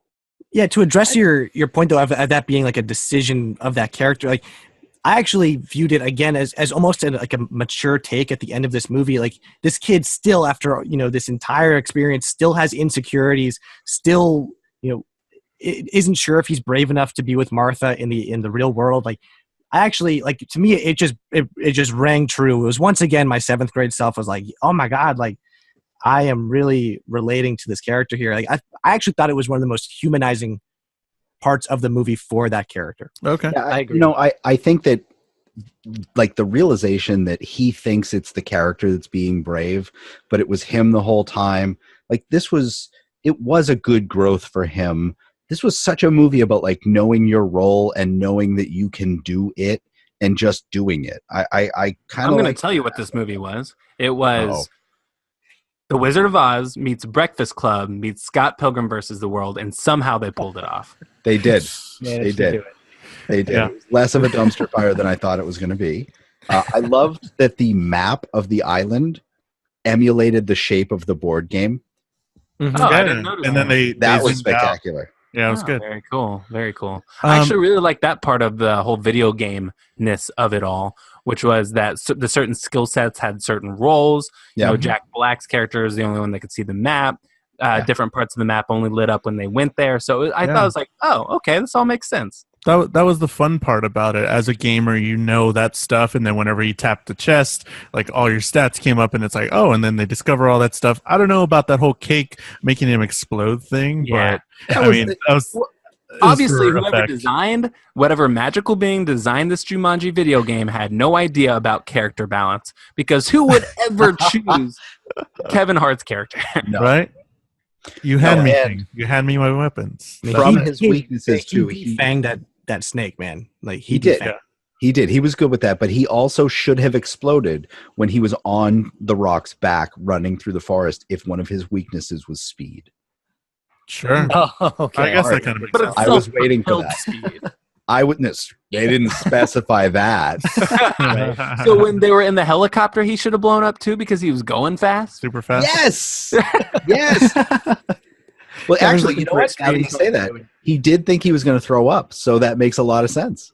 There you go. You know what? I have no problems with this. I actually get a kick out of the whole cake thing. It was a fun gag because he couldn't decide if it was a weakness of, like, would it destroy him? Would he eat too much cake? I was just waiting for him to just start, like, gobbling it down. Like, I thought that would have been funny too. Yeah. But yeah, it was a throwaway thing, and it was a fun little gag, and there were some of those in here. But I will say, I kind of liked his character as it went on. how he did embrace his strengths.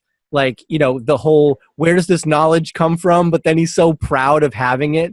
And also he's like, I'm the backpack guy. Yeah. By the end, like, he is all about being the backpack guy. Your role. It was a good job by Kevin Hart, playing Kevin Hart, but, you know, delivering on the character, I thought was pretty cool. And then emulating the football player, because he does put out a play at the end, and it's like, oh, okay, cool. It's kind of goofy. I didn't get any of... When at the beginning of the movie, the football character was not, he seemed to be a pretty stoic guy, not this little quippy, clever guy that Kevin Hart did from the beginning. Yeah, a little bit. Kevin Hart plays Kevin Hart always. That's it. Right. You can't break Kevin Hart of Kevin Hart. Honestly, Kevin Hart. They should have just used CGI to make a taller, younger-looking Kevin Hart, and he could have been all of the parts. Yeah, just like, again, when they made young Kevin Hart in Central Intelligence. Yep. Oh, that they worked. already have the model made. It's already done. Just done. So, question: are they going to make another one? Is this going to keep going? What do you? I hope they do Zathura. That'd be great. John Cena. Let's. One of the things I really appreciated about this movie is that it wasn't sequel baiting. This is one contained story. It's over with. If they want to make another one, they can do sort of another sequel in the style of, but not necessarily continuing the story. I don't care if they make another one. If The Rock's in it, it's our sworn duty that we'll watch it and talk about the podcast. But I don't need to see another one. But I really enjoyed it. Mm-hmm. Good.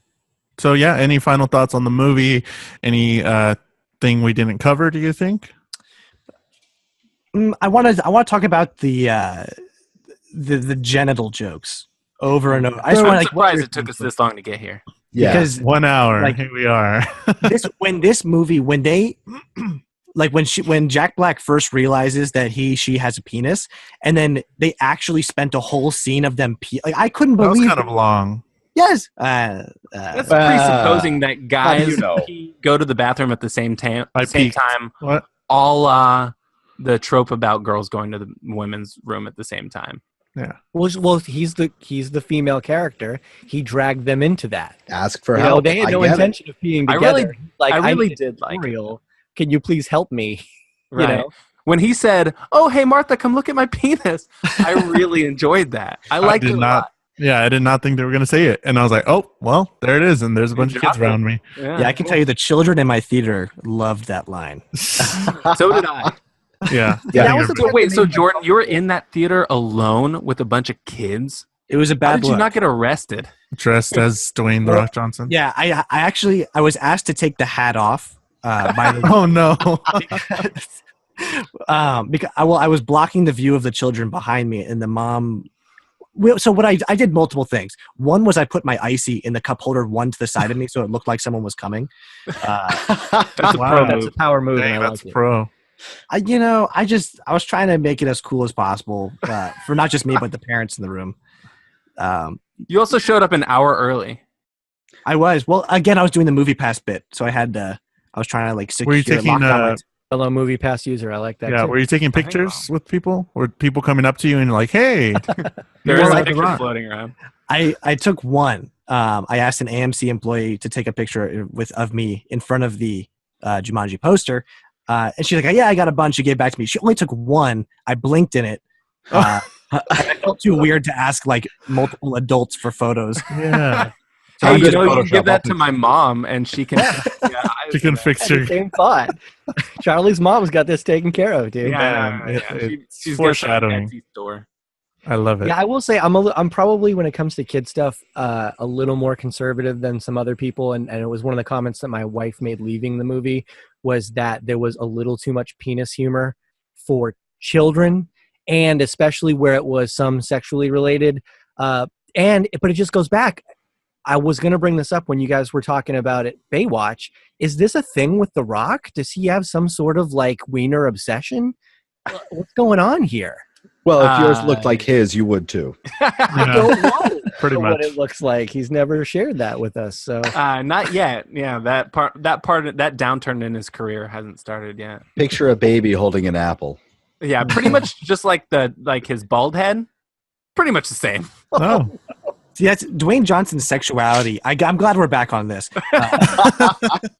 Smoldering.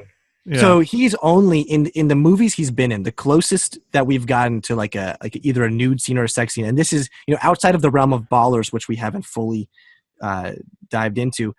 In The Scorpion King, you get an implied sex scene. And outside of that, so I was just so happy that we were almost. I was hoping for that kiss so bad, guys. Yeah. I wanted to see him do it. I want to see a kiss. Later on in Ballers, there is some implied stuff where he's getting out of bed. He doesn't have a shirt on. You assume that things happen, but yeah, I get you. He doesn't really do a whole lot of that He stuff. likes the squeaky clean image, I think. Sure. He really that's part of his appeal in his mind. The whole marketing. He's master at marketing his brand, and I think right now the squeaky clean thing works for him across gender and generation. I think it works really well. Maybe. I don't know. Jack Black's reactions to him, though, when he's doing that smoldering look and stuff, some of my Those are favorite great. in the movie. Like every time he does something and they just cut to Jack Black being like, That is amazing. Man. That's amazing. It's so funny. So, all right, we talked a lot about the movie. We want to give a rating. We always give a rating at the end of the movie. We do 1 to 10. 4 was Ghost in the Shell, which was a really shitty movie. We had Guardians of the Galaxy at a 10 or 11. Thor at like 11 or 12. And this is a scale of 1 to 10. You guys don't understand how scales work. What? What are you talking about? We do. We don't understand numbers. It's different. No. Okay. These I are just want to get that out there. exceedingly well. These are just good movies. I don't know what you're talking about. The scale is 1 to 10, but sometimes movies break the scale. It's nothing you can They're do just about off it. the scale. It's under my control. Listen, we gave 10 early. Where do you go from there? Yeah, we gave it 10. Oh, really? Okay, so translating that to our podcast, that would be on a scale of Fast 5 to The Tooth Fairy. Exactly. Oh, boy. Wait, which direction is that scale going? This is going to say a lot about I hope as you a know person. the answer to that question. I'd give it a Moana. Moana's like really high up there, and you know what? Yeah. I actually think you're about right. I think I'd give this movie, considering my expectations and how bad it could have been, like an 8 or a 9. I was going to say 8. It's a solid 8 for me. I'm going to say a 7 just because I think it was a little long. I think some of the scenes were a little drawn out, kind of like the penis one where they're peeing and stuff. That was a little bit too long for me. It made me a little uncomfortable with all the kids around me. But, just general, it was a little long. They could have cut some stuff. But 7 plus for me. I am going to give this movie, for me, it's a perfect score. This is a 10. Wow. I'll tell you why. Like I said at the beginning, I find this to be the most important movie that Dwayne Johnson's ever done. There are 3 movies that I think fit that criteria in his career. The first is Fast 5, which proved that he could take over an action franchise and make it his own and star in an action movie, have it be commercially successful and spawn additional sequels. The second was Pain and Gain, which we covered a little bit, which proved that he could carry what in effect was an indie type movie, play like a more dark, more of a darker, moody, more serious role, and carry that kind of a film as well. And I think that Jumanji, more than The Game Plan, more than Great Iron Gang, more than The Tooth Fairy, more than G.I. Joe, more than Moana, proved that he can carry a family-friendly one as well. And this is after the failure of Baywatch. So this is in the realm of him, not just as actor, but also as producer. This is the next stage of Dwayne Johnson's career. And for those reasons, I think it's a perfect movie. And for me, it's the second best movie of Dwayne Johnson that I've ever watched. Wow. That was great. And so, yeah, let's get to Tim's rating. I'm just going to comment real quick. Jordan, there's a vibe about you. And I like it because I don't know how much of this is shtick and how much of this is real. And I'm not sure I want to. I just want to leave that.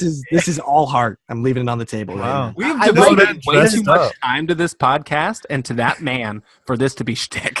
But the thing is, I can do this myself. I can be like super passionate about something, and it's totally like an illusion. So okay. I'm liking You're this. a better I'm actor trying than to me. figure it out, but I don't want to. I just want this to be a mystery in my mind and make the whole thing more enjoyable. 6.5, an enjoyable 6.5, because it's not a good movie, but I enjoyed it a lot.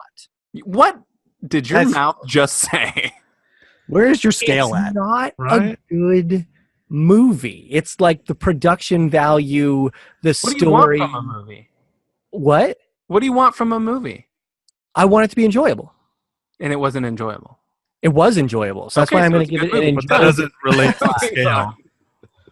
I'm going to say as a movie, it was a 6.5, but you should still go see it. Right. Oh, Right. So it still gets the Fantastic. recommendation, but a low score. Yeah. Well, low-ish. I mean, let's low-ish. It's 1 to 10. I mean, I gave Ghost in the Shell like a 2. Okay. Okay. Yeah. Jules Tim likes to call it a 4. Kevin and I gave it a 2, and Jules gave it a 4. He likes to say we gave Ghost in the Shell a 4. It was a horrific movie, and it was a 2. If you're above a 5. As far as I'm concerned, if you're above a 5, you're watchable. Below a 5 is horrific. Ghost in the Shell was a dumpster fire. Okay, we're still talking about it though. We saw it. This was like one of the very first movies that we ever saw together as a podcast, and we're still talking about it at the end of 2017. So I think that's something about it. So it was that bad. One quick point, kind of piggybacking off of what Jordan said earlier, is that for us, this was such a huge, successful movie because we were extremely worried about the direction that Dwayne Johnson's career was going to go.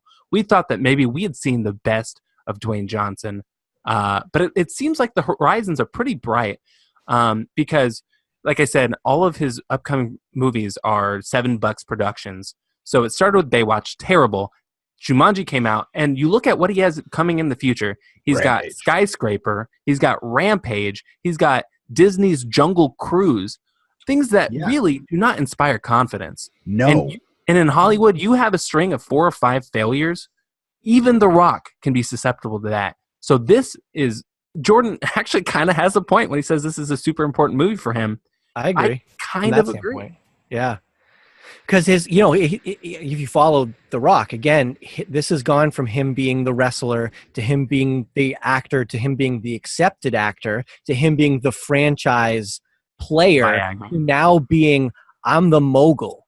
I'm not just in movies, I'm making movies, guys. Okay. Yeah. He's pulling those cuffs down. He's like, I'm making this stuff. So yeah, like he's transcended and become a big player in Hollywood across all scopes. So yeah, I agree with you. It is very important that he makes a movie under his production company that is well received. It's just interesting to me. It almost seems like he's strategically outside of, I guess it's tough to say that because he did Baywatch, but strategically now it seems like he's planting his productions in the family-friendly atmosphere and then still allowing himself to do the Fast movies and then the spin-off Fast movies, grittier in those other roles. You know, is Justin Lin doing the spin-off movie? What? Is Justin Lin doing the spin-off movie or is he just doing Fast 9? I think he's just doing Fast 9. I don't think we have a director for the spin-off yet. I cannot wait. Tyrese is going to be in it. Yeah. We have a whole episode about Tyrese. Oh boy! Hashtag Team Tyrese. Sorry guys. Yeah, Tim's on team. Yeah, I was with him on that one. Well, anyways, yeah, that's our Dwayne The Rock Johnson talk, Jumanji talk with the experts from Rock Talk, the podcast. Where can they find you online, guys, and where can they listen to the podcast? We are all over the place. You can find us on social, on Facebook, Twitter, and Instagram. Facebook.com/RockTalkPod, Twitter @RockTalkPod, Instagram @RockTalkPod, and then Charlie, where can they listen to us? We're on iTunes, we're on Stitcher, we're on SoundCloud. So pretty much wherever you listen to podcasts, you can find us. But thank you guys so much for having us on. Thanks for coming. This was awesome. Super we really appreciate it, guys. This has been a lot of fun. Awesome. You're gonna come to our show? Yeah, apparently Tim already is on an episode. He invited himself on. Yeah, be cool, man. I'm telling you, like I just despise wrestling. Are you guys wrestling fans? Like, is that how you get into The Rock? Or Jordan's a bigger fan than I am. I appreciate it. I wouldn't say I'm a versed fan or anything. I'm not a wrestling guy. So when he came into film, I was like, what a joke. And then I saw The Scorpion King, because when did that come out? Like 2001? 2002, I think, yeah. I was a younger guy, and my buddy and I, we saw every movie. I mean, that really hasn't changed for me, but we used to just see everything. And I saw Scorpion King. I'm like, they had to put a wrestling match in the middle of the movie to even make this viable for this guy. But then I saw Be Cool, and I'm like, huh, that's interesting. That's interesting. Yeah. And I forget what the follow-up to that was, but by that point he had won me over. I'm like, all right, I'm into The Rock. Whatever he wants to do, I'm down with it. So I see all that stuff. One of the interesting things you said that, and we agree, is that he came in kind of as a wannabe actor, had to transition to an accepted actor, and now he's a mogul. And it's all by sheer will and charisma. It's a fascinating and inspiring story. That's one of the things that we've sort of nailed down. That's the reason why a lot of people like The Rock, is he can inspire damn near anyone. He's earned everything. He's being the hardest working guy not in the room, but on the planet. On the planet, yep. As a sports fan growing up in Boston, if you've ever read Larry Bird talk about practicing, Larry Bird took practicing more serious than games, because he felt if there was an hour where he wasn't working on his game, somewhere there's some guy who is. And that's how The Rock is with like everything he does. And it's amazing. Like, it's astonishing to me, his devotion to literally everything he puts his hat in, you know? All right. Thanks to our guests from the Rock Talk podcast. You can go check them out anywhere you get podcasts. They let you know already where you can listen to them. If you're listening to us, wherever you're listening to us, you can listen to them as well. They have a super cool podcast. You should go check them out because they talk about Dwayne The Rock Johnson all the time. Don't forget, you can reach us on most social media at Nerdy Things Pod. That's Nerdy Things Pod. And you can send us an email as well at nerdythingspod@gmail.com. You can visit our website, nerdythingspod.com, for the latest nerdy news, updated daily, and links to our merch for shirts and more. Again, we have a ton of shirts. Kevin's wearing a sweatshirt, or fucking, what is it? A pullover? What do you call those? Hooded sweatshirt. Fucking hoodie. I got a hoodie. Get those. You can get stuff for your baby. You can get our stuff on a mug, you can get on a t-shirt, whatever color t-shirt, all that stuff is on nerdythingspod.com. You can get links to our YouTube to watch the podcast episodes, because again, we do these in video and you can watch us, so you can hear us talk. And we also release a ton of supplemental videos during the week as well. I think each week we're doing like 3 or 4 videos, so definitely go check that out. Or you can search Nerdy Things Pod on YouTube, but it's the links there already on our website. You can go to our Patreon for extra content like bloopers and early access to our stuff. Release the podcast a day early for our patrons, and we appreciate you. It's only $1, and you can do that $1 a month, which is pretty cool. And you can text us or leave us a voicemail, 978-78-NERDY. That's 978-786-3739. I'd like to thank Adipsia for the use of his song Friends Don't Let Friends. Go to TGI Fridays. You can hear more of his music at adipsia.bandcamp.com. He just released a new album called Imbue. Imbue. And I'd like to thank the Bell Curve for the music we use under the main topic. All right, everyone. See y'all next week. Bye. In 2018. Later. Bye. Jim Cook, George is coming for you!